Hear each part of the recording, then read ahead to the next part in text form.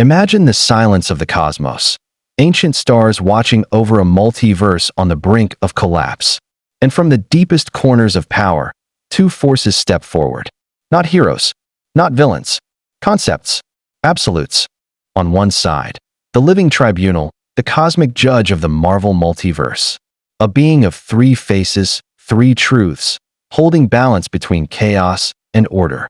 Created by the one above all, he passes judgment on entire realities, deciding whether they live or die. He is impartial, unfeeling, and above all, absolute.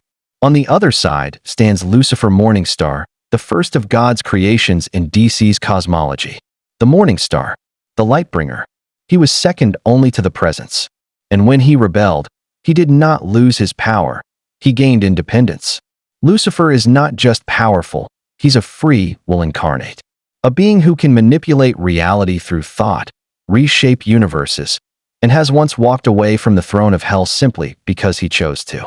Now imagine their clash.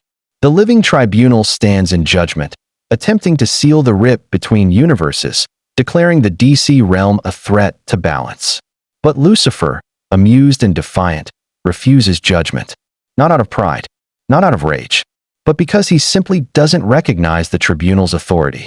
Cosmic forces bend as the tribunal releases multiversal energy, but Lucifer smiles, his mind shaping a pocket universe around him to shield against the blast. The tribunal is mighty, but Lucifer doesn't fight like a god. He fights like a writer of the story itself. He bends logic. He bends fate. And that is the edge. The tribunal operates within rules. Lucifer writes them. He is not limited to destruction or judgment. He creates, manipulates, weaves stories within stories. Eventually, the tribunal would falter, not from lack of power, but from being bound to structure. And Lucifer? He is chaos wrapped in poetry, power given choice.